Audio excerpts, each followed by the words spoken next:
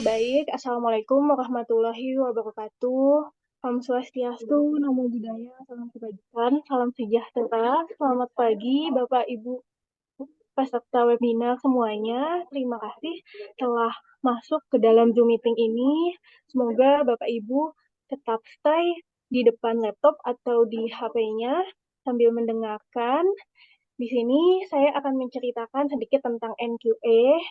Eh, di halaman pertama ada eh, ada pemateri atau speaker yang pernah mengisi NQA webinar. Mungkin Bapak Ibu pernah bertemu atau pernah mengikuti webinar dari Bapak Ibu yang ada di sini.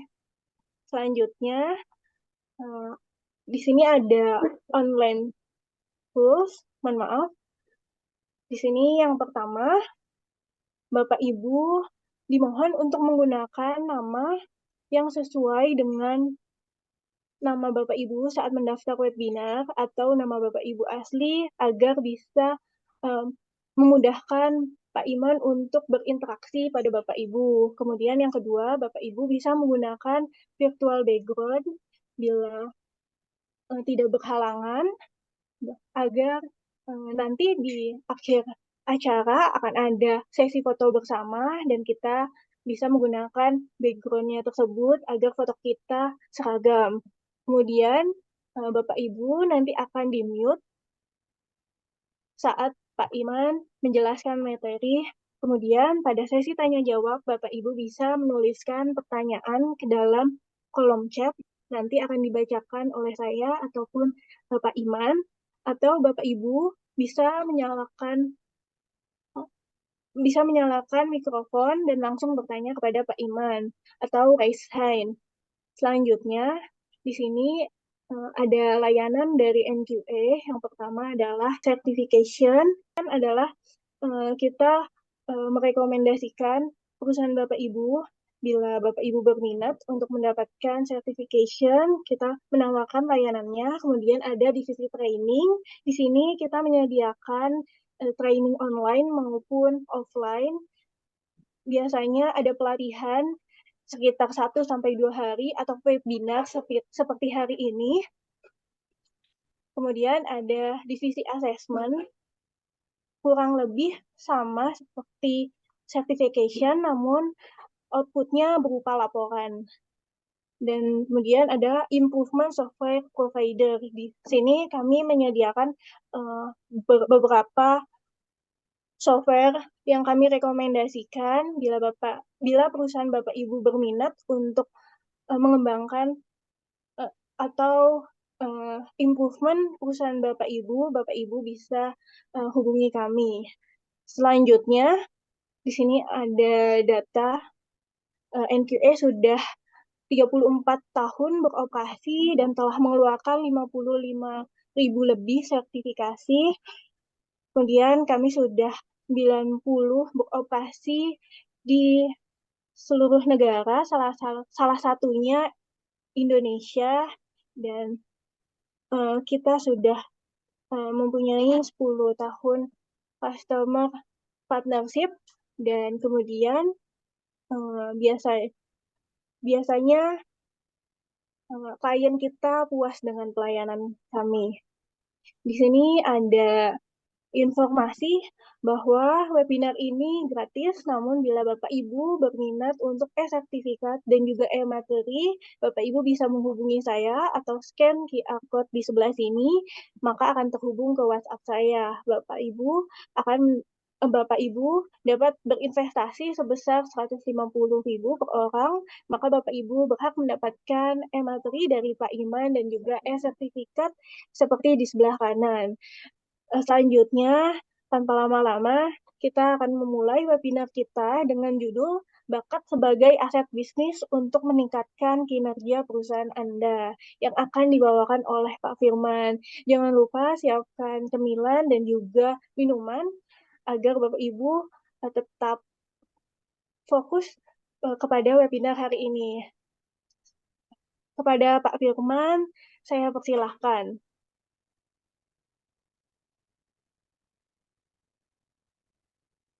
Iya, terima kasih Mbak Siva atau Teh Siva lah ya.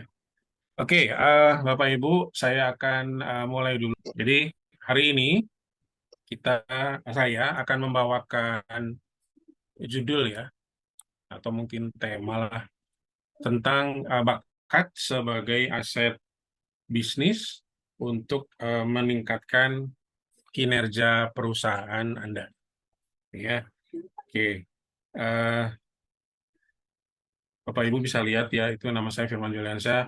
Titel S1 saya Eskom, CHCHT-nya itu sertifikasi saya di bidang hipnoterapi dan hipnosis. Sekarang saya berkecimpung di dunia pengembangan SDM.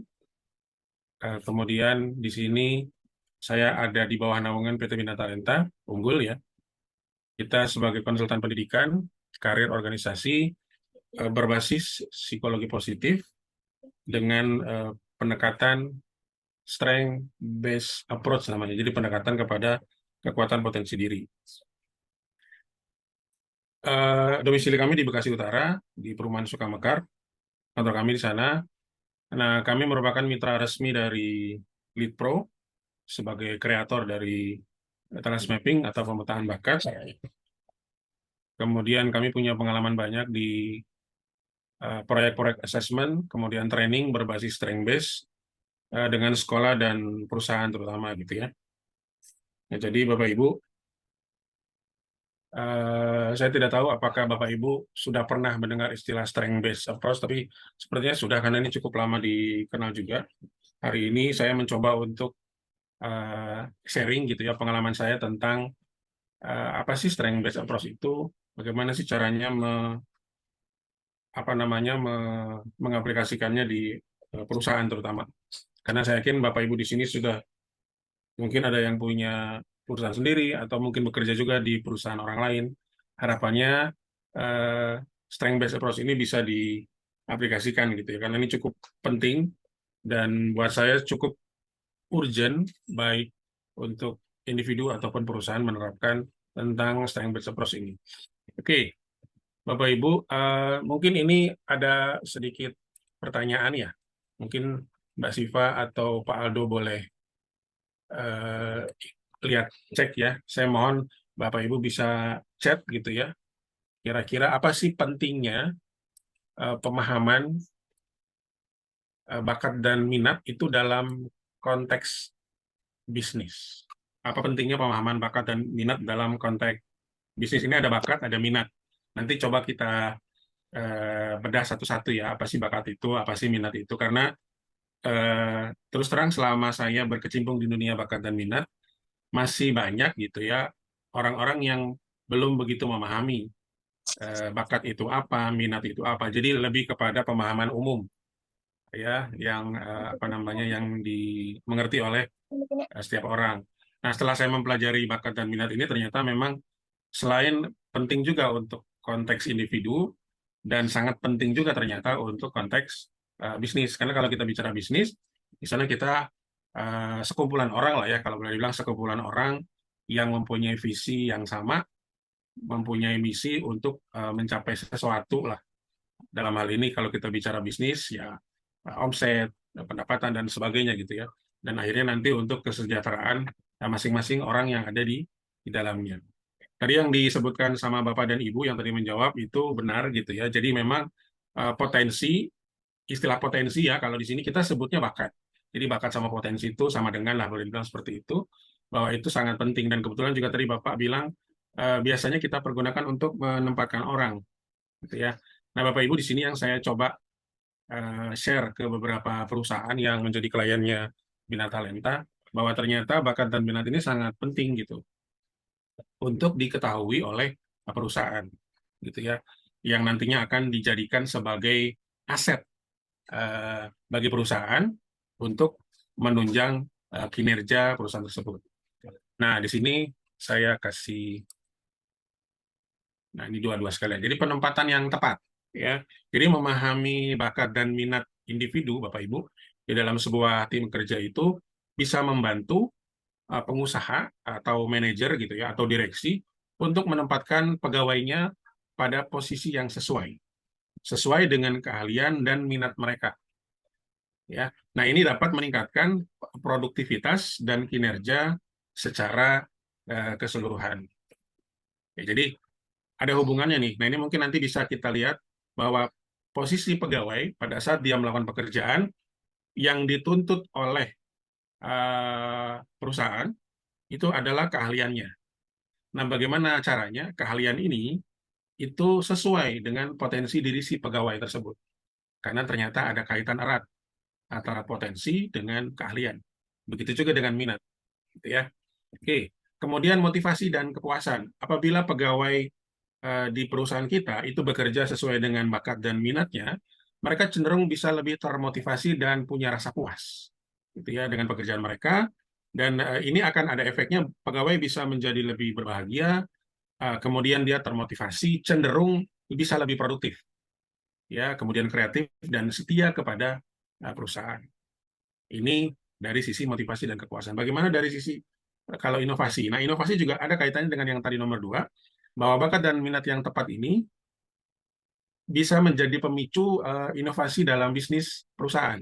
Jadi ketika pegawai kita bekerja di dalam bidang tertentu gitu ya, sesuai dengan minatnya, sesuai dengan potensinya, pegawai kita akan lebih cenderung bisa menciptakan ide-ide yang baru, ya, dan bisa berkontribusi kepada pengembangan produk dan layanan yang lebih baik dari sebelumnya.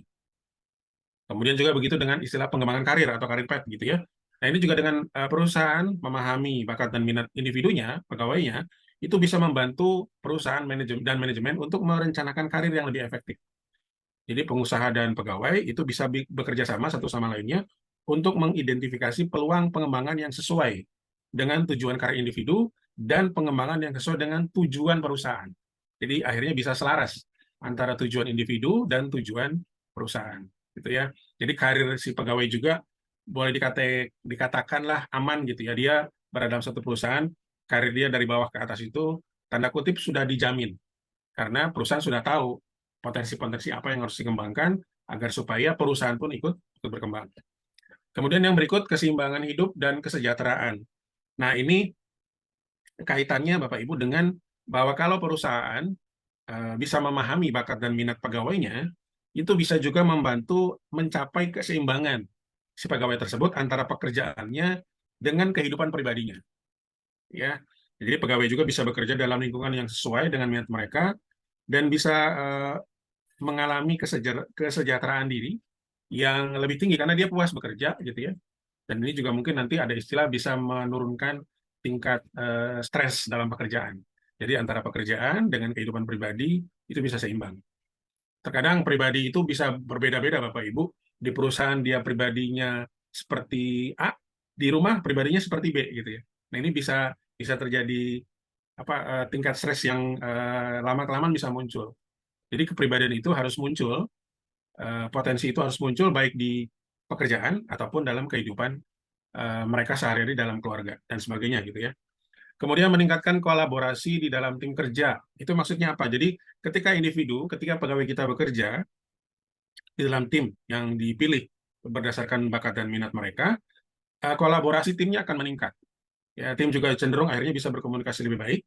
Dan ini perlu digarisbawahi bahwa yang namanya potensi atau bakat itu ada dua macam, Bapak Ibu. Ada potensi kekuatan, ada potensi kelemahan. Apabila setiap orang dalam tim bisa memahami kekuatan dan kelemahan setiap individunya, itu nanti akan terjadi sinergi yang luar biasa. Kekuatan seseorang bisa menutupi kelemahan seorang dan sebaliknya gitu ya. Jadi tidak ada yang merasa kuat semua, tidak juga merasa lemah semua. Jadi saling berkolaborasi, yang kuat dan yang lemah bisa saling bekerja sama. Karena setiap orang punya kekuatan dan punya kelemahan. Itu harus diyakini. Kemudian yang terakhir itu pengembangan keunggulan bersaing. Nah, ini kategorinya untuk urusan di perusahaannya sendiri. Jadi kalau perusahaan bisa memahami bakat dan minat dalam bisnis atau perusahaan untuk si pegawai tersebut, ini bisa membantu kinerja perusahaan untuk lebih berkembang dengan mengandalkan keunggulan kekuatan masing-masing pegawai. Gitu ya. Jadi dengan menempatkan orang itu tepat pada posisi yang tepat, gitu ya, the right man on the right place lah istilahnya seperti itu, perusahaan bisa memaksimalkan potensi mereka dalam berinovasi dan dapat bersaing dengan kompetitor, dengan pasar di luar dan segala macam. Nah, ini Bapak Ibu beberapa alasan gitu ya, apa pentingnya perusahaan harus bisa memahami bakat dan minat pegawainya dalam konteks bisnis untuk mencapai visi dan misi yang sudah dicanangkan dari awal. Oke, sekarang kita ke sini Bapak Ibu.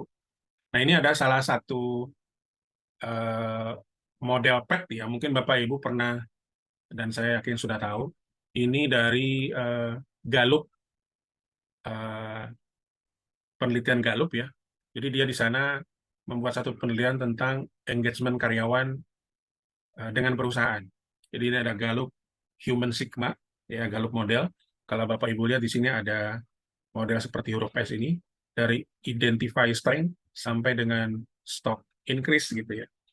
Nah, Gallup pada saat melakukan penelitian di tahun sekitar tahun 73-74, beliau timnya itu menemukan ada beberapa penemuan yang saya boleh sebut cukup penting ya untuk kita sebagai orang yang bergerak di bidang bisnis. Jadi perusahaan yang kuat dan hebat itu adalah yang berhasil menarik dan mempertahankan karyawan-karyawan dengan kinerja terbaik. Nah, ini Bapak Ibu susah-susah gampang nih. Kalau kita punya perusahaan, kita bagaimana sih caranya mempertahankan karyawan kita yang kinerjanya terbaik untuk mereka bisa bertahan, bisa setia kepada perusahaan. Nah, ini yang menjadi masalah juga, apalagi di zaman milenial sekarang gitu ya. Banyak orang yang bekerja itu nggak betah lama-lama gitu ya. 6 bulan pindah, 1 tahun pindah. Kalau zaman saya mungkin lebih cenderung setia, 10 tahun nggak pindah-pindah gitu ya. Tapi ditanda tanya juga, apakah memang kinerja kita baik dalam perusahaan tersebut, itu juga menjadi tanda tanya. Nah, Bapak Ibu, ini salah satu hasil dari penelitian Gallup. Terus yang kedua, karyawan dengan kinerja terbaik itu merupakan mereka yang mengoptimalkan dan mengembangkan ciri-ciri kepribadian mereka. Jadi, ada kaitannya ternyata antara bakat dan kekuatan ya kepada peran yang tepat. Peran ini dalam artian kalau di perusahaan itu jabatan, posisi mereka, baik itu sebagai staff, sebagai middle management atau top management, itu adalah peran-peran yang diisi di dalam satu struktur. Nah, ini ada kaitan erat apabila mereka bisa mengoptimalkan masing-masing individunya, bakat yang mereka punya. Otomatis peran mereka juga akan lebih optimal pada saat mereka menjalankan jabatannya. Kemudian di sini Gallup menemukan ada 34 karakteristik kepribadian yang dapat diamati sebagai sifat dan pola perilaku yang produktif. Ya, jadi kalau Bapak Ibu lihat di sini ada yang namanya identify strength. Ini yang saya maksud dengan strength based approach. Jadi pada saat kita mau merekrut pegawai, merekrut karyawan, siapapun itu dalam tim kita, pertama kali yang kita harus tahu adalah apa potensi kekuatannya dan apa potensi kelemahannya. Setelah kita mengidentifikasi hal tersebut, barulah kita menempatkan ya orang tersebut ada di posisi yang mana. Ya, mungkin ini yang saya bisa jelaskan dengan gambar Gallup Human Sigma Chess ini. Oke, nah memahami bakat itu ada istilahnya begini. Jadi unik ya, tadi sudah saya sebutkan, unik, setiap orang berbeda, kemudian memiliki komposisi bakat tertentu. Jadi kalau tadi saya sebutkan, Gallup menemukan ada 34 tema bakat. Jadi ada 34 jenis bakat. Bapak Ibu kalau Google itu ada, muncul hasilnya, definisi juga ada. Jadi komposisi orang dari 34 itu pasti beda-beda. Itu bahkan cara membacanya pun akan berbeda-beda. Ya, jadi akhirnya orang itu bukan unik, tapi lebih spesifik. Kalau kita pakai konsep bakat ya, untuk mengetahui atau mengenal diri kita. Kemudian dia otentik, bawaan alamiah sudah ada sejak lahir gitu ya, dan ini yang harus dijadikan PR sebetulnya untuk para orang tua, bagaimana caranya mengetahui bakat anak kita sejak dia dilahirkan ya. Nah, ini ada caranya tersendiri ya, bagaimana untuk bisa memahami hal tersebut. Kemudian permanen dan tidak berubah selamanya. Jadi yang namanya bakat itu tidak berubah, dia permanen sifatnya. Nah, jadi kalau saya tadi sebutkan ada 34 tema bakat, 34-nya itu ada di dalam diri manusia. Hanya bedanya mana yang urutan kuat, mana urutan lemah. Apa sih, Kang Iman? Apa Iman urutan bakat, urutan lemah, urutan kuat? Karena memang 34 tema itu nanti akan diurutkan. Mana yang paling kuat, mana yang paling paling lemah. Kemudian memiliki memiliki motif spesifik dan positif. Nah, ini kaitannya nanti dengan kinerja biasanya. Ya, karena orang bekerja juga punya motif gitu ya. Dan bagaimana caranya bekerja lebih lebih positif. Kemudian respon spontan terhadap setiap situasi. Nah, ini saya maksudkan. Jadi kita merespon situasi itu pakai pikiran dulu kah, pakai rasa dulu kah, atau pakai perilaku dulu kah? Gitu ya. Siapa di sini mungkin Bapak Ibu atau mungkin Tesipa atau Pak Aldo kalau nonton film India kebawa, nonton apa tuh yang ada cinta-cintanya, marah-marah gitu, kesal gitu. Nah, itu mungkin pada saat kita merespon, itu rasa dulu yang direspon. Tapi ada orang yang masa bodoh dengan rasa tapi lebih cenderung kepada pikiran. Nah, ini respon terhadap situasi dan kondisi maksudnya. Kemudian yang namanya bakat itu kebutuhan psikologis. Jadi harus ada penyaluran. Kalau tidak disalurkan, itu jatuhnya nanti malah stres gitu ya, malah limbung. Nah, ini yang makanya kenapa selain dari konteks individual, perusahaan juga harus tahu dari sisi konteks bisnisnya. Karena ada ikatan psikologis pada saat orang bisa bekerja sama dalam satu perusahaan. Butuh penyaluran. Kalau nggak disalurkan biasanya marah-marah, eh, stres, atau biasanya gabut dan segala macam kayak gitu. Kemudian memunculkan dorongan untuk beraktivitas. Nah, ini ada dorongan. Kalau bakatnya kuat, itu dorongan aktivitas juga akan kuat. Nah, di sini kita garis bawahi ada istilah yang namanya aktivitas. Gitu ya. Jadi aktivitas seseorang, dorongan dalam dirinya itu berupa yang namanya karakter atau bakat yang tadinya alamiah didapatkan sejak lahir. Nah, mungkin kalau dikaitkan dengan perusahaan gitu ya, kadang-kadang dorongan itu hanya dari perusahaannya aja. Tapi dari sisi pegawainya kita nggak tahu bagaimana cara mendorongnya. Nah, ini yang perlu kita pahami tentang bakat tadi. Jadi kalau perusahaan tahu bakat seseorang, itu mendorongnya gampang untuk melakukan sebuah pekerjaan atau tugas, gitu ya. Kemudian menunjukkan potensi diri dan sumber produktivitas hidup. Jadi dengan bakat kita tahu potensi diri kita, kemudian kita juga bisa tahu dengan bakat ini menjadi sumber untuk kita bisa berproduktif, berproduksi dalam hidup kita, dimanapun situasinya dan segala macam. Dan yang terakhir, tujuan penggunaannya dipengaruhi oleh karakter moral, ini tadi saya maksud. Jadi karakter moral ini penting. Nah, bakat itu maksudnya karakter kinerja. Ya, kalau karakter moral itu bisa bisa bisa positif, bisa negatif. Tapi kalau karakter kinerja itu positif, tidak ada yang negatif. Gitu ya. Nah, saya menjelaskannya dari sisi karakter kinerja karena karakter moral itu ranahnya psikologi ya, orang psikologi. Nah, saya lebih cenderung membahasnya dari sisi karakter kinerja. Ciri-cirinya apa? Kita punya bakat atau bakat kita itu seperti apa? Jadi kita nggak perlu tahu bakat itu namanya apa ya, tapi mungkin Bapak Ibu bisa lihat dari kehidupan kita sehari-hari. Nah, Bapak Ibu, bakat ini tadi sudah disebutkan adalah sesuatu yang bisa mendorong aktivitas, mendorong sebuah kegiatan, gitu ya, mendorong sebuah tugas. Kalau di kantor itu kan ada job desk ya, itu kan tugas gitu, itu kan juga aktivitas sebetulnya. Kalau di rumah kita punya tugas menyapu, tugas mencuci segala macam, itu juga aktivitas, itu juga kegiatan. Nah, jadi di sini kalau saya sebutkan Bapak Ibu lihat di sebelah kanan ada istilah yearning, rapid learning, ada satisfaction, ada timeliness sama glimpses of silence. Ini kita kaitkan dengan aktivitasnya. Jadi kita bisa tahu kita punya ciri bakat itu dari aktivitas yang kita lakukan setiap hari. Dari pola pikir, dari pola rasa, dari pola perilaku yang kita lakukan setiap hari. Mana yang konsisten, mana yang berulang, mana yang kalau kita lakukan itu lebih lebih menjadi diri kita lebih senang, lebih terpuaskan. Mana dari aktivitas itu yang kalau kita lakukan semakin lama justru kita malah semakin stres, semakin bosan, semakin bete. Itu ciri-ciri bakat lemah. Nah, yearning di sini adalah aktivitas yang kita lakukan ingin diulang-ulang terus, itu kita bilang namanya nagih atau yearning. Jadi kepengen terus, terus, dan terus. Agak susah di stop. Contoh saya ya, saya kalau udah bikin materi atau nganalisa job desk atau bertugas jadi narasumber seperti ini, itu nagih. Kalau saya nggak melakukan itu sehari aja 2 hari, itu justru malah saya stres gitu. Nah, ini menjadi satu kebutuhan buat saya, psikologisnya saya. Kemudian rapid learning, mudah untuk dipelajari. Jadi pada saat saya mempelajari, itu lebih gampang masuk ke otak saya. Karena memang sudah ada dorongan dari diri saya untuk bisa gitu loh.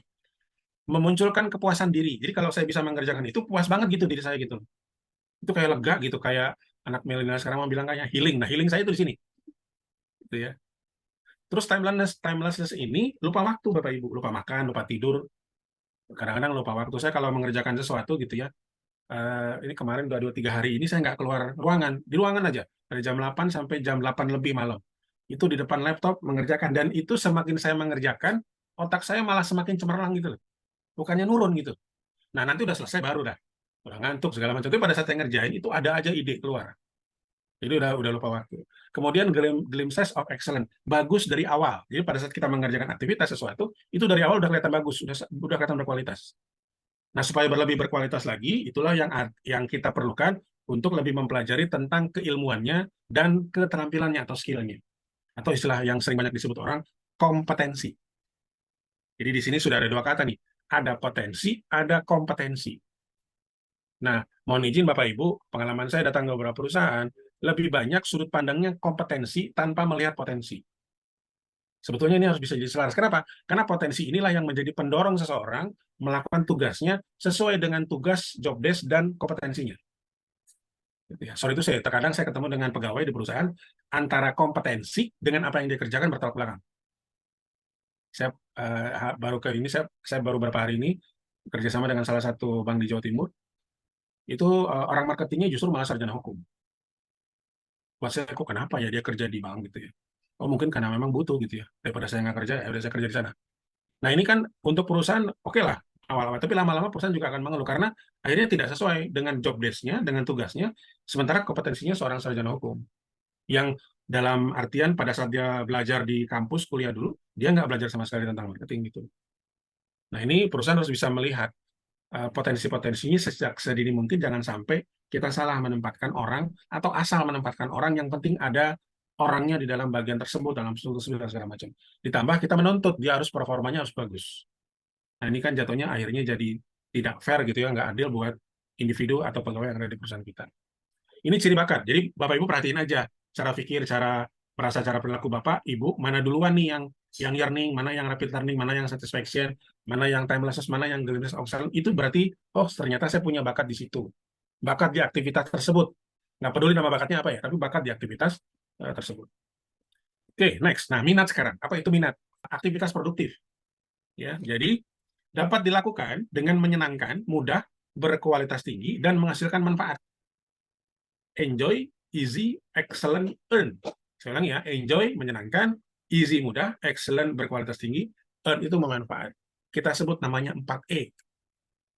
Nah, jadi Bapak Ibu bisa lihat nih, saya yakin kalau Bapak pemilik perusahaan, direktur perusahaan, manajer perusahaan gitu ya, itu akan senang banget gitu. Kalau kita punya pegawai yang punya ciri 4E ini, dia kerjanya menyenangkan, senang gitu ya. Kemudian dia mengerjakan sesuatu juga, dia mempelajarinya gampang, mudah, hasilnya bagus, dan itu bisa punya manfaat untuk diri dia dan untuk perusahaan. Nah, kalau kita ketemu dengan pegawai seperti ini, yang tadi saya bilang, ini adalah pegawai atau karyawan yang punya kinerja baik itu di sini. Dari sisi potensi ya, kita belum bicarain, tapi dari sisi potensi. Bagaimana cara memeliharanya? Nah, itu yang nanti jadi PR manajemen sama HR biasanya di perusahaan. Kemudian aktivitas produktif itu gimana? Jika semakin ditekuni, itu makin lama dikerjakan, merasa semakin kuat. Ya, berbeda terbalik. Kalau kita makin tekuni, makin kita kerjakan, semakin lama semakin melemah. Nah, itu yang kita sebut namanya potensi kelemahan. Kalau di konsepnya yang saya pelajari, itu cenderung dihindari, justru malah. Bukan dihadapi. Tapi terkadang yang saya lihat di lapangan justru malah tidak. Malah yang semakin lemah ini, potensi kelemahan ini, akhirnya apa? Diperbaiki untuk jadi potensi kekuatan. Ya, saya boleh katakan, sampai kapanpun yang namanya kelemahan tidak akan pernah jadi kekuatan. Tapi justru harusnya kekuatanlah yang diutamakan, dilatih dan dikembangkan. Kelemahan diapain? Kelemahan disiasati. Karena kita harus yakin orang punya kekuatan dan punya kelemahan. Ya. Kemudian aktivitas produktif yang mampu dilakukan dengan kualitas unggul dan konsisten. Jadi hasilnya bagus banget, di atas maksimal gitu ya. Kemudian konsisten, berulang-ulang, terus-menerus, dan hasilnya tetap bagus. Sehingga bisa diandalkan oleh orang lain, dalam hal ini mungkin atasan kita, direktur kita, manajer kita, dan perusahaan. Dan otomatis secara tidak langsung perusahaan pun akan terlibat, terakibat lah dari kualitas unggul yang dilakukan oleh pegawainya, gitu ya. Akan terakibat juga oleh pegawainya yang melakukan dengan konsisten. Otomatis perusahaan akan lebih produktif, perusahaan akan lebih berkinerja bagus sesuai dengan yang diinginkan. Nah, bagaimana bakat dan minat bisa mempengaruhi kinerja? Ya, sini kalau Bapak Ibu lihat, pertama pegawai cenderung lebih produktif, dapat menghasilkan peningkatan produktivitas. Ya, jadi kalau kita bisa mengaitkan antara bakat minat dengan kinerja para pegawai kita bisa cenderung lebih produktif. Kemudian pegawai kita juga bisa berpikir lebih kreatif, inovatif, ya termotivasi untuk mencari cara-cara yang baru untuk meningkatkan proses dan hasil. Pegawai kita lebih cenderung untuk tetap setia pada perusahaan. Kemudian tingkat stres pegawai lebih rendah. Ya, kalau Bapak Ibu mau lihat, mau coba tingkat stres di pekerjaan sekarang luar biasa tingginya. Sudah di rumah juga stres, di kantor juga stres. Stresnya double, Pak. Nah, kalau dia kerja dengan menyenangkan di kantor, mudah-mudahan tingkat stresnya menurun. Di rumah juga tingkat stresnya juga menurun. Otomatis apa? Kebahagiaan keluarga bisa didapat, Pak. Ibu gitu ya. Karena banyak orang-orang yang bekerja di kantor, pulang ke rumah itu hanya untuk marah-marah saja, karena di kantor nggak bisa marah-marah. Jadi, karena stresnya luar biasa, Pak. Oke, sekarang saya lanjutkan. Nah, yang terakhir, menghasilkan atmosfer kerja yang lebih positif. Nah, Bapak Ibu, bisa dibayangin ya, kalau pegawai kita tingkat stresnya rendah di perusahaan, otomatis lingkungan pekerjaan jadi lebih positif. Atmosfernya lebih hijau, lebih banyak oksigennya gitu. Dan itu akan dirasakan oleh perusahaan positif banget gitu ya, dan akan membuat perusahaan kita akan lebih maju berkembang.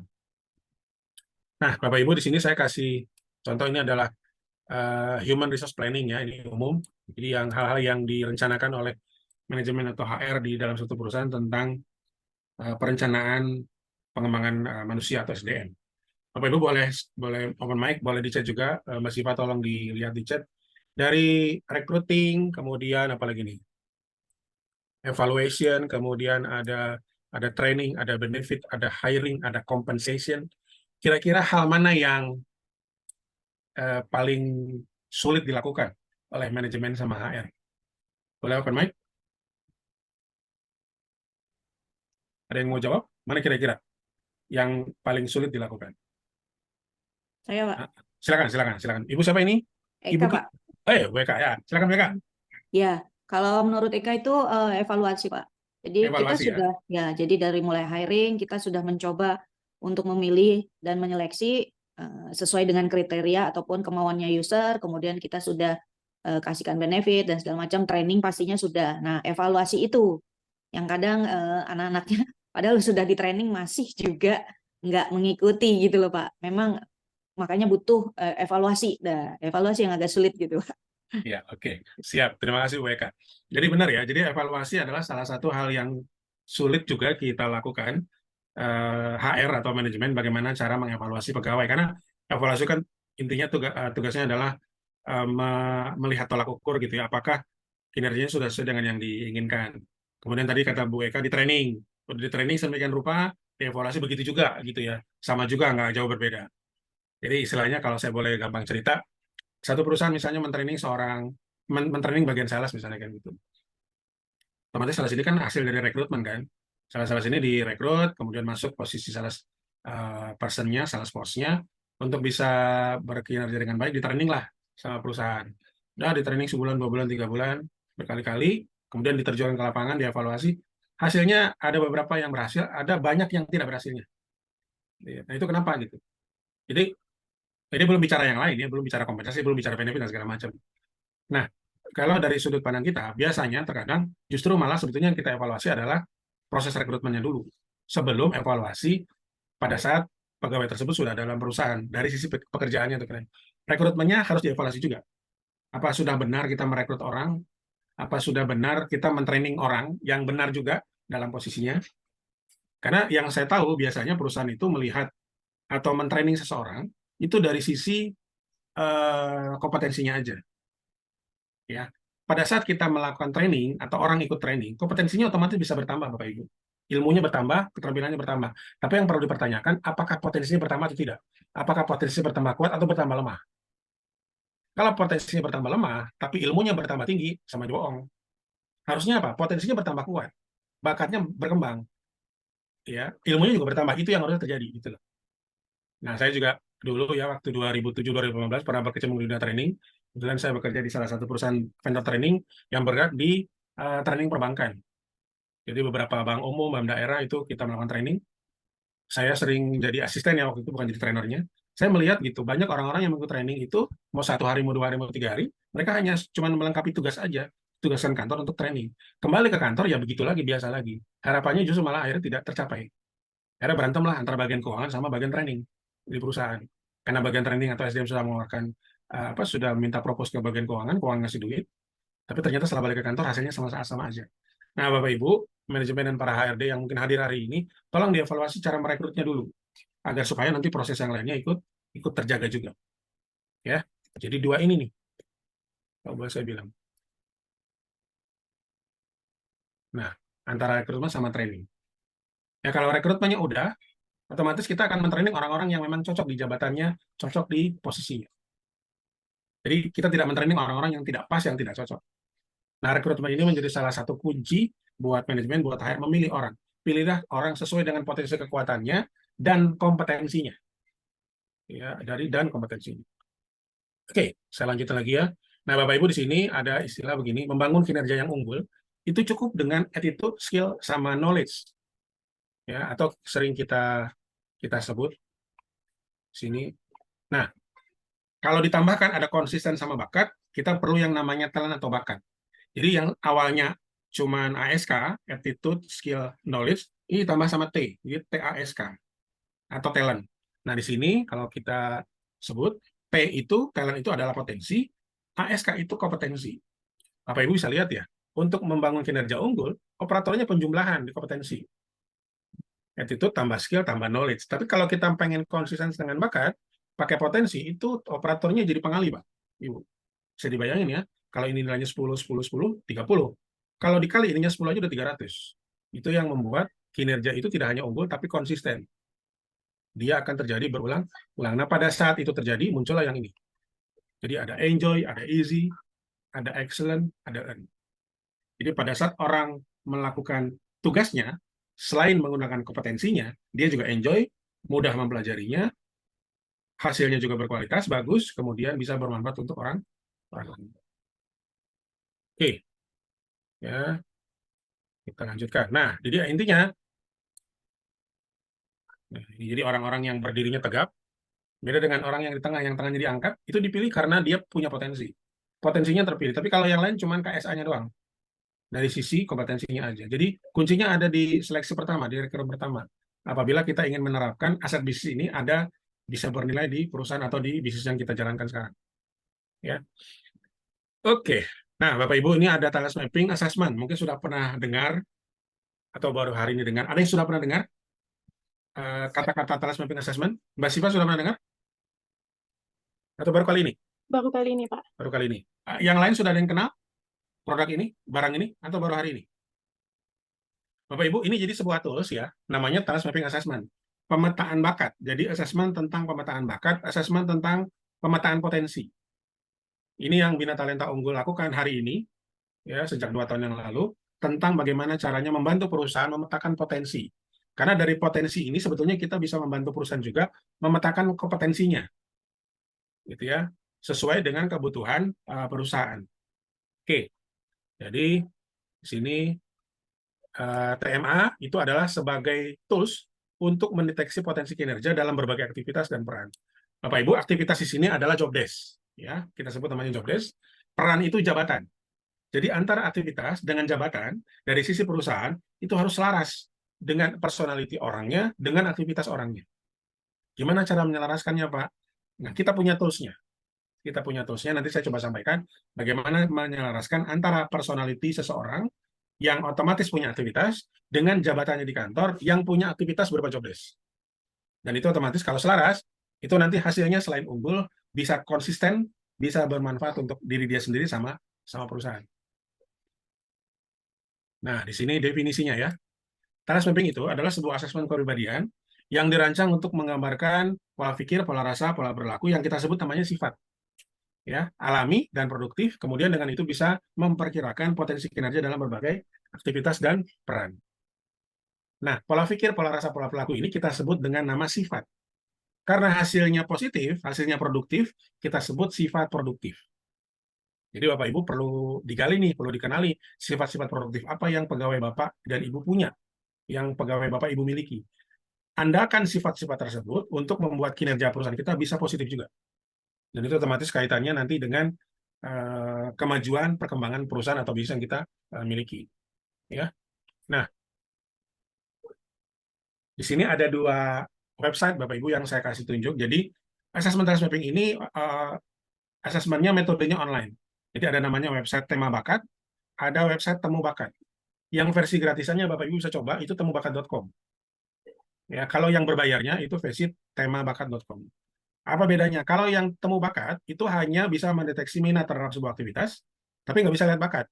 Kalau yang tema bakat itu lengkap, minatnya ketahuan, bakatnya kelihatan. Keselarasan antara bakat minatnya juga bisa ditampilkan. Tapi kalau yang temu bakat ini bisa dilakukan berkali-kali, free access, downloadnya juga langsung Bapak Ibu bisa lakukan. Kalau yang temu bakat itu harus via kita dari Bina Talenta untuk mendownload hasilnya. Ya, biasanya yang saya lakukan untuk perusahaan yang versi berbayar karena di sana lebih detail. Tapi kalau untuk rekrutmen Bapak Ibu, Bapak bisa Ibu coba yang temu bakat versi gratisnya. Ada beberapa klien saya sudah mencoba, jadi mereka merekrutnya dengan menggunakan yang versi gratisnya. Alhamdulillah ada jalan cerah gitu ya kelihatannya. Tinggal treatmentnya setelah itu seperti apa. Itu biasanya kita pengen tahu nih orang marketing. Nah, dengan temubakat.com kita bisa lihat orang-orang yang berminat dengan marketing. Orang-orang akuntansi dengan temubakat kita bisa lihat orang-orang yang minat dengan akuntansi itu bagaimana. Itu ada ciri-cirinya di versi yang temubakat.com. Oke, selanjutnya. Nah, Bapak Ibu, task mapping ini adalah sebuah asesmen. Dia walaupun asesmen kepribadian, tapi kita sering nyebutnya namanya asesmen manajemen. Bapak Ibu, ini yang membedakan antara asesmen task mapping dengan asesmen-asesmen yang lainnya. Yang mungkin Bapak Ibu kenal ya. Ada yang dibagi 4 kotak, ada yang dibagi 16 kotak gitu ya. Ada yang macam-macam lah, dibagi kotak-kotaknya gitu ya. Nah, tapi di asesmen-asesmen tersebut setelah dibagi-bagi dalam kotak-kotak dimensi-dimensi, itu hanya terbatas paling maksimal 16 kotak, 16 dimensi. Nah, kalau untuk asesmen task mapping ini tidak terbatas. Kenapa? Karena nanti hasilnya itu akan mengurutkan bakat kuat sama bakat lemah. Bisa dibayangkan ya ada 34 tema bakat, kombinasinya akan luar biasa. Nah, di sini saya tampilkan hasil yang nanti didapatkan kalau kita melakukan asesmen task mapping. Pertama urutan bakat, kemudian ada potensi kekuatan, ada strength cluster map atau SCM, dan ST30 atau personal branding. Ini 5 ini yang nanti akan didapat oleh manajemen sama HR, yang nanti oleh BTU akan dilakukan sebuah analisa. Apakah antara personality dengan jabatannya itu selaras? Apakah antara aktivitas individunya dengan aktivitas jabatannya selaras? Kalau selaras, biasanya di atas 60% itu otomatis oke. Tapi kalau di bawah itu berarti tanda tanya. Apakah harus dirotasi atau apa? Nah, itu balik lagi keputusannya dari manajemen. Seorang salesperson. Kalau salesperson, Bapak Ibu, itu orang yang bisa menjual, betul ya? Orang yang bisa menjual. Mungkin pernah kita alami, perusahaan Bapak atau bisnis Bapak alami, orang ini dijadikan sales tapi nggak bisa jualan. Nah, mungkin ini ada masalah. Kenapa? Karena ada masalah atau tidak selarasnya antara pekerjaan dengan kepribadiannya. Nah, talent, kalau kita kaitkan dengan strength sebagai seorang sales, orang tersebut harus punya strength ini, achiever. Seorang sales itu orangnya sibuk, kemudian suka dengan target jangka pendek. Kemudian dia komen, suka mendesak. Itu orang sales tuh suka mendesak. Kemudian dia communication-nya bagus, suka menjelaskan hal yang rumit jadi simpel. Kemudian empati, bisa merasakan perasaan pembelinya. Kemudian individualization, bisa melihat keunikan orang lain. Jadi bisa baca karakter. Kalau orang ini diginiin, orang ini diginiin. Itu individualization namanya. Kemudian ada positivity, suka menularkan optimisme, memuji orang, itu ya, tidak berkata yang tidak baik, berkatanya selalu positif. Kemudian relator, orangnya menikmati hubungan. Jadi kalau bicara tuh bisa lama gitu. Ngalor ngidul tuh tidak terasa membosankan lah gitu ya. Kemudian responsibility, komitmennya tinggi. Kalau kerja tuh pengennya tuntas aja. Ya. Kemudian orang percaya dirinya juga bagus. Kemudian signifikan, orangnya suka menjadi pusat perhatian. Kemudian orangnya suka bertemu dengan orang baru. Nah, Bapak Ibu di sini, ini kepribadian atau personality yang sebaiknya sales kita punya. Jadi achiever, communication, empathy, individualism, dan sebagainya, ini adalah beberapa bakat, beberapa sifat yang tadi saya sebutkan 34 tema bakat tadi. Nah, ini harus dicek nih. Mungkin Bapak Ibu bisa lihat ke diri sendiri. Saya orangnya suka target jangka pendek atau target jangka panjang. Kalau saya suka dengan target jangka panjang, berarti ciri-ciri Bapak orang achiever. Ciri-ciri Ibu orangnya achiever. Oh, saya orangnya kalau ngobrol sama orang bisa lama, bisa berjam-jam, bisa 2 hari misalnya gitu ya. Oh, berarti ciri-cirinya kita punya bakat relator. Simpel banget. Terus saya ini orangnya kalau dengan orang baru gampang kenalan gitu, ngeblendnya cepat. Oh, berarti saya ciri-ciri orang suka berkenalan dengan orang baru. Jadi sebenarnya tanpa di assessment juga kita bisa tahu, hanya mungkin tidak tahu namanya gitu ya. Apa itu bakatnya? Customer service, ya. Ini harus nempel kepribadiannya, adaptability-nya tinggi. Suka perubahan karena dia berhadapan dengan orang yang berbeda-beda usia, berbeda-beda pengalaman, mungkin berbeda-beda pendidikan, adaptability-nya harus tinggi. Kemudian belief, suka melayani orang itu dengan tulus. Nggak ada yang ngaling-ngaling, siapapun dia layani lah, boleh dibilang kayak gitu ya. Kemudian sama, communication-nya juga bagus, empatinya kuat, suka merasakan perasaan orang lain, jadi dia bisa membaca apa yang dirasakan orang lain, untuk dia bisa melakukan pelayanan juga dengan tulus. Restoratif, bisa membantu memecahkan masalah klien, bisa membantu memecahkan masalah nasabah, dan sebagainya. Gitu ya. Kemudian, suka bertemu orang baru juga. Karena kan customer service, kita bisa ketemu orang barunya mungkin lebih banyak ketimbang orang yang lebih lama kita kenal. Nah, Bapak Ibu, ini sekarang ada sedikit ujian ya. Kalau ada pegawai kita atau siapapun lah ya yang punya bakat atau punya ciri-ciri analytical, orangnya suka bukti ya, suka data, kemudian communication-nya juga bagus, kuat, ideation, punya ide banyak, tergila-gila sama ide, suka menjadi pusat perhatian, orangnya strategik, suka menyusun langkah kerja. Kalau ada ciri-ciri bakat seperti ini, kira-kira di perusahaan cocoknya di bagian apa ya, Bapak Ibu? Boleh ada yang mau jawab? Kira-kira cocoknya di bagian apa? Silakan. Pak Bimo ya? Oke, Coach. Ya, silakan Pak Bimo. Kalau menurut saya dengan komposisi seperti yang ini, cocoknya dia memang Ya. di bidang pengembangan ya, Coach. Pengembangan apa Pak? Bisa lebih Ya, spesifik? misalnya pengembangan tentang bisnis gitu ya, 5 tahun, 10 tahun ke depan, terus juga pengembangan tentang peningkatan kualitas sumber daya manusianya 5 tahun, 10 tahun itu seperti apa gitu. Jadi menghadapi tantangan ke depan itu dia sudah punya langkah-langkah strategik, Pak. Ini perusahaan mau dibawa kemana gitu. Jadi Seperti di itu. bagian business development ya Pak ya? Ya. Oke, sip. Terima kasih Pak. Oke, terima kasih Pak Bimo. Oke, itu salah satu jawaban yang tepat ya Pak Bimo. Ada lagi mungkin yang lain kira-kira?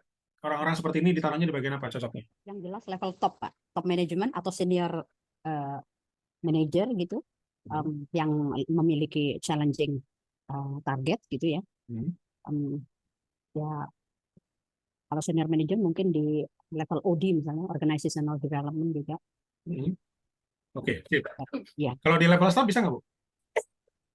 Karena detail ya.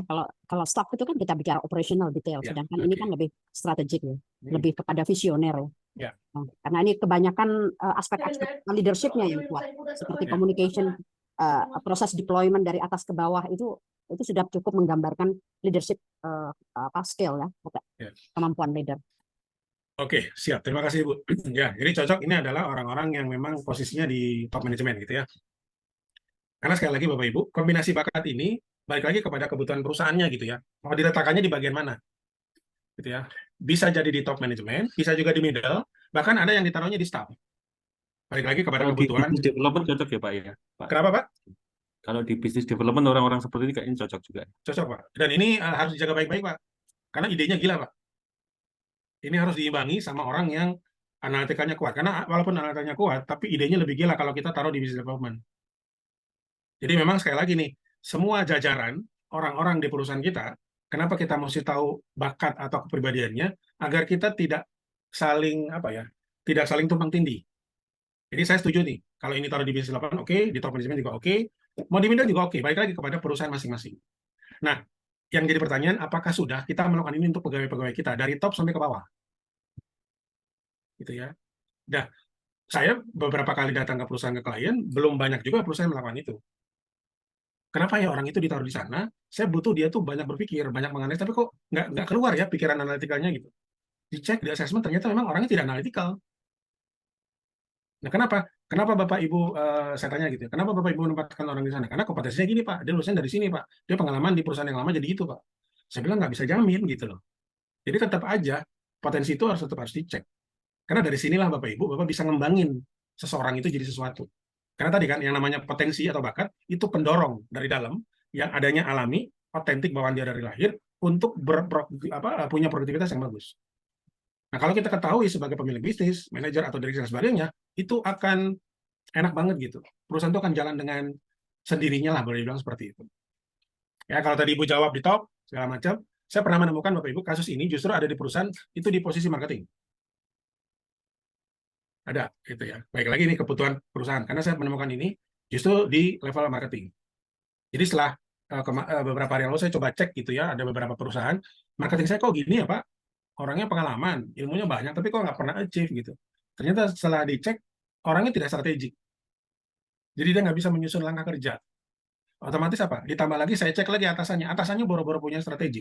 Analitika juga nggak punya. Akhirnya bolong dari atas ke bawah.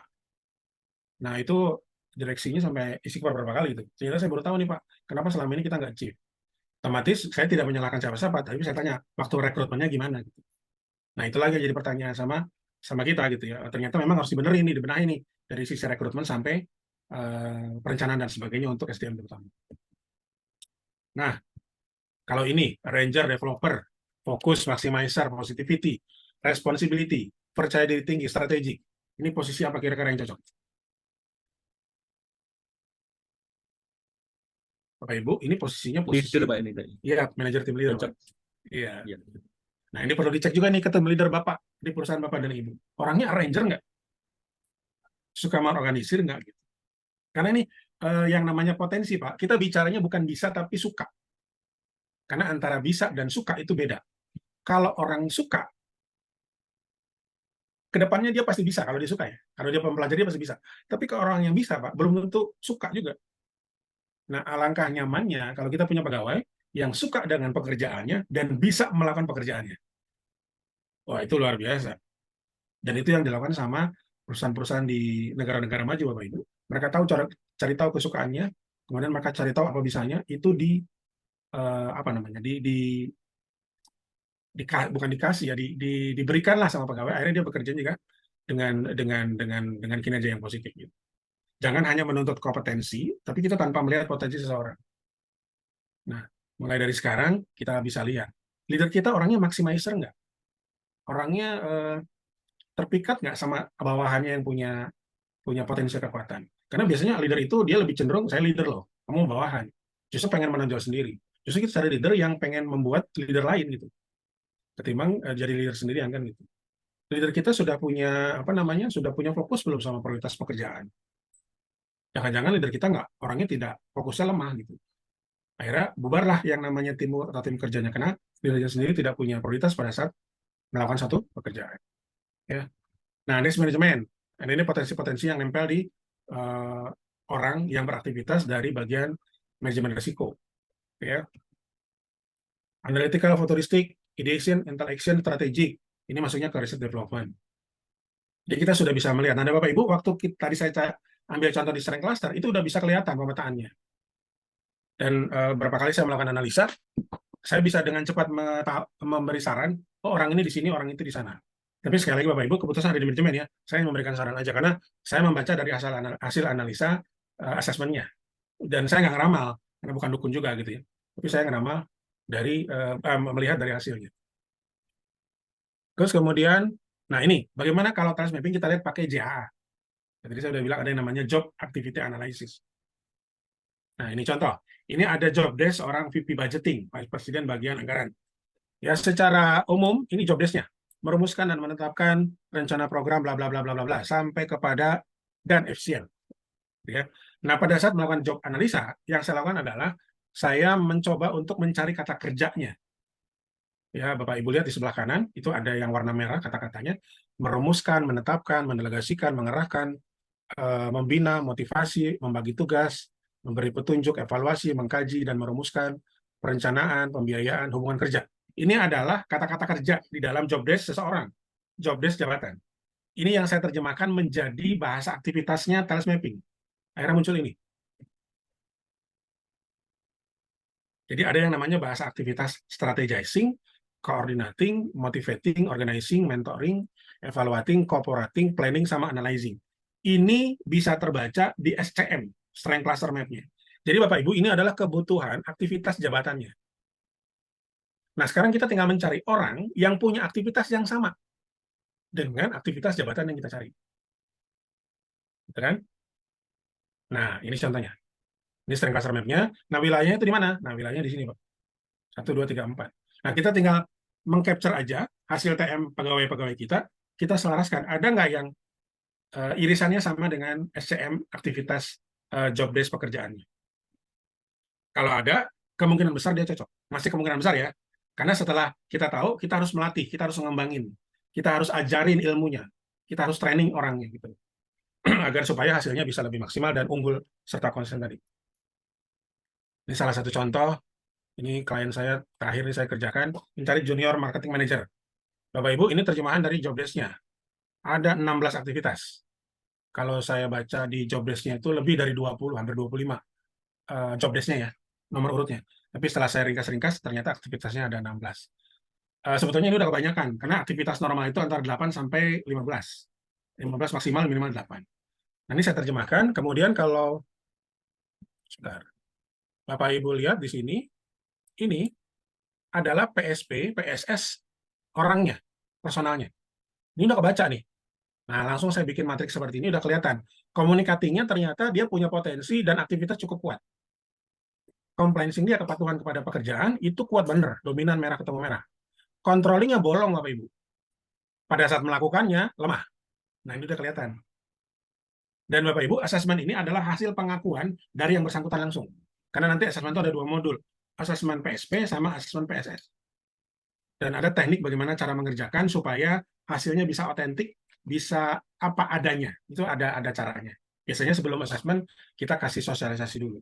Nah, dari sini kelihatan ternyata potensi orang tersebut untuk mengerjakan aktivitas itu secara potensi 75%. Aktivitas 84. Besar kemungkinan orang ini cocok jadi junior marketing manager. Gitu. Sekali lagi, ini bisa jadi orang baru, bisa jadi orang yang sudah sekitar 4-5 tahun bekerja, bisa jadi orang yang sudah 10 tahun bekerja. Jadi asesmen ini bisa dilakukan di pengalaman di tahun berapa aja nggak ada masalah. Tapi kalau di awal bekerja rekrutmen, berarti kita sudah tahu nih orang ini nanti bisa cocok jadi manajer marketing. Nah, tinggal kita latih seorang manajer itu harus bagaimana cara mengasuh orang, memimpin orang. Nah, itulah kompetensi yang kita ajarin. Karena secara potensi dia sudah punya. Kalau untuk orang-orang 4-5 tahun bekerja, mungkin ini salah satu cara untuk kita bisa merotasi atau promosi seseorang. Ya, ini menggunakan namanya job analytic aktivitas. Job activity analysis ya. Nah, kemudian nanti biasanya saya akan memberikan catatan-catatan. Gitu ya. Di sini ada beberapa yang saya kasih gambaran. Kemudian informasi juga dari manajemen seperti apa orang ini. Karena untuk job analisis biasanya kita banyak diskusi dengan HRD sama manajemen. Kemudian di sini saya menyarankan dengan pertimbangan. Pertimbangan itu apa? Pertimbangan itu orang ini harus dievaluasi minimal 2 bulan sekali, kemudian dilatih sesuai dengan potensinya dan sebagainya. Kemudian penerapan punishment reward, KPI segala macam itu harus dilakukan agar supaya kinerjanya bisa terukur. Jadi nggak ada yang disarankan murni gitu ya. Harus disarankan dengan ada pertimbangan dari kita sebagai konsultan. Ini salah satu juga klien kita mencari ini levelnya level top manajemen kebetulan. Dia mencari orang-orang di bagian-bagian tersebut. Ini posisinya kebetulan top manajemen. Pak, saya pengen tahu Pak Firman, orang-orang ini sudah di assessment, kira-kira siapa yang bisa diajak diskusi untuk kalau ada masalah terkait dengan problem solving sama decision making. Baik lagi Bapak Ibu, saya tinggal mencari aktivitas problem solving yang dia inginkan seperti apa di perusahaannya. Yang aktivitasnya ini, ada analyzing, communicating, sampai kepada testing. Ini adalah keinginan perusahaan. Setelah kita diskusi, baru saya tinggal buat metriknya. Tinggal kita lihat mana yang banyak merah sama kuningnya. Itulah orang-orang yang satu saat di luar pekerjaannya bisa diajak duduk bareng untuk memecahkan masalah atau membantu kita mengambil keputusan. Ini jatuhnya kepada teamwork biasanya ya. Bisa jadi mungkin orang itu posisinya tidak harus mengambil keputusan, tapi kita bisa ajak diskusi dan sebagainya dan sebagainya. Atau mungkin ada orang-orang yang di level middle yang mungkin seharusnya dia tidak melakukan pekerjaan untuk memecahkan masalah, tapi karena dia punya aktivitas, punya bakat yang kuat, kita ajak duduk bareng untuk bicara secara non formal, bisa memberikan masukan kepada manajemen untuk memecahkan masalah dan sebagainya dan sebagainya. Oke, kemudian yang berikut ini task mapping. Nah, ini kalau dengan HR mapping kayak gimana? Ini kebetulan ambil contoh. Ini perusahaan, ada satu perusahaan juga yang bilang, Pak Firman, saya punya beberapa pegawai, kebetulan kita mau bikin learning center. Nah, pegawai ini kebetulan ada posisi di top management juga. Saya butuh mentor, saya butuh trainer, saya butuh juga yang bisa ngelola learning centernya. Tinggal balik lagi ya, saya cek lagi kebutuhannya sebagai pengelola atau sebagai pembuat silabus itu butuh orang-orang yang seperti apa secara kepribadian, kemudian trainer itu seperti apa, kebutuhan mentor di perusahaan seperti apa, saya analisa, diskusi bareng, sepakat, setuju, saya tinggal bikin matriknya bisa kelihatan. Mana orang-orang yang memang potensinya cocok sebagai pembuat silabus atau pengelola learning center, orang-orang mana yang cocok jadi mentor, orang-orang mana yang bisa cocok jadi trainer. Kenapa ini harus dibuat? Karena begini Pak, kadang-kadang di perusahaan itu jadi trainer, sama seperti pengalaman saya lah ya waktu saya kuliah. Mohon izin, mohon maaf banget. Waktu saya belajar dulu, itu dosennya pintar sendiri Pak Ibu. Kita sebagai mahasiswa nggak bisa pintar. Kenapa? Karena dia bisa ngerti ilmunya, tapi menyampaikannya susah ke kita. Nah, jangan sampai itu terjadi. Kita punya trainer atau punya mentor di dalam perusahaan kita, yang secara kalian oke banget gitu. Pengalaman banyak, tapi pada saat mendelivery sesuatu, itu nggak dapat, nggak nyampe gitu. Nah, kita perlu cek dulu, karena yang namanya trainer, mentor, itu punya kepribadian sendiri yang beda-beda. Kalau trainer lebih cenderung kepada satu ke banyak orang, kalau mentor one-on-one biasanya. Kedekatannya lebih cenderung yang mentor kepada yang trainer. Mendelivery juga berbeda. Nah, pada saat nanti kita mau latih orang jadi trainer beneran, jadi mentor beneran, kita udah tahu, kita melatih orang-orang yang memang cocok potensinya sebagai seorang mentor dan seorang trainer. Jadi nggak buang-buang waktu kita kirim semua yang top manajemen, mana yang jadi trainer. Ya, sekali lagi, ilmu dan skillnya nambah jadi trainer sama mentor, tapi pas balik ke perusahaan, belum tentu bisa mentraining atau belum bisa mentorin orang juga. Kemudian, nah ini salah satu contoh ya. Ini ada salah satu perusahaan juga mencoba untuk memilih satu jabatan untuk banyak orang. Jadi ada 7 orang ini kira-kira mana yang cocok masuk ke kepala departemen business development sama marketing. Ya, dari semua 1 sampai 7 kita bisa baca, kita bisa lihat mana potensi yang terkuat yang bisa menjadi pilihan manajemen menjadi seorang kepala departemen. Bisa 1 atau 2 orang. Otomatis yang ini enggak ya. Yang ini enggak ya. Karena banyak putihnya. Yang kita cari biasanya yang banyak merah atau banyak kuning. Ya. Oke, terima kasih banyak atas waktunya sudah mau mendengarkan saya. Mohon maaf kalau ada salah-salah kata, Bapak Ibu. Terima kasih banyak, materinya sudah selesai. Mohon izin saya share screen Oke. untuk menampilkan materi terakhir dari NQA. Ya, siap. Ya, kepada Bapak Ibu, saya ingatkan kembali bahwa webinar ini gratis, namun bila Bapak Ibu ingin e-sertifikat seperti yang di sebelah kanan, dan juga e-materi dari Pak Firman yang luar biasa ini, Bapak Ibu bisa menghubungi saya atau scan QR code yang di sini dan akan terhubung ke WhatsApp saya. Bapak Ibu perlu investasi hanya Rp150.000 per orang, maka Bapak Ibu berhak mendapatkan e-sertifikat dan e-materinya. Kemudian selanjutnya kami ada webinar evaluation. Kami sangat membutuhkan evaluasi dari Bapak Ibu untuk meningkatkan webinar, untuk meningkatkan kembali webinar kami dan untuk melakukan perbaikan yang akan kami lakukan di webinar selanjutnya. Siap. Bagi Bapak Ibu, silakan bila tidak berhalangan, silakan membuka kameranya dan bisa memakai background Zoom. Di sini saya lihat ada 2 slide. Silakan Bapak Ibu untuk membuka kameranya. Baik, di sini sudah ada beberapa yang menyalakan kamera. Saya langsung hitung saja ya, Bapak Ibu semua bisa mengangkat jempolnya untuk Pak Firman. Terima kasih Pak Firman yang telah menyampaikan materi yang luar biasa ini.